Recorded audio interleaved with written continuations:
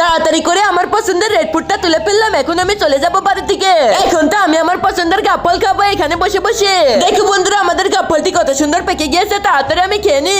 কিন্তু এটা কি দেখছি আমি ওই দিক থেকে দেখি রাজু আসছে, আর রাজু আসলে পরে তো আমার কাছে যাবে। ওর থেকে বলে আমি এটা লুকিয়ে রাখি। এই তো আমি লুকিয়ে রাখলাম, এবার রাজুর কাছে যাই। আরে রাজু রে, হ্যাঁ আপু এই দেখো আমি না রেড ফুড তুলতে গিয়েছিলাম, তুমি তাড়াতাড়ি একটা খেয়ে দেখো তো। ঠিক আছে রাজু, তুই যখন বলছিস তাহলে পরে একটা খেয়ে দেখি।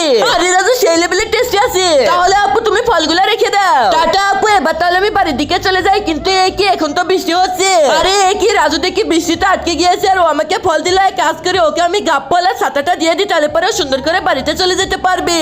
একজন মা কতটা আপন হয়, যাদের মা নেই তাদেরকে জিজ্ঞেস করো। তাই আজকে দেখি এই প্রাণের প্রিয় মায়ের জন্য কয়জন লাইক সাবস্ক্রাইব করে দেয়, আর যারা মাকে ভালোবাসে না তারাই ভিডিওটা থেকে দূরে থাকো। তাড়াতাড়ি গাপ্পলের বাটিটা নিয়ে আসে। আর এই তো ছাতাটা, এই রাজু এই না ছাতার গাপ্পল। আরে আপু তুমি আমাকে ছাতার গাপ্পল দিলে, কিন্তু আমার তো গাপ্পল লাগবে না। আরে ভাই রাখতো। আরে না আপু তুমি গাপ্পল খেয়ে নিও, আমি চলে গেলাম ছাতাটা নিয়ে। আমার তো ঠিকই মনে আছে আপু, আমি যখন আসতেছিলাম তখন তুমি গাপ্পলের বাটিটা সরিয়ে রেখেছিলে। যদি আমি তোমার কাছে চেয়ে বসি, আসলে ভাই কোনো জায়গায় গরিবদের দামই নেই।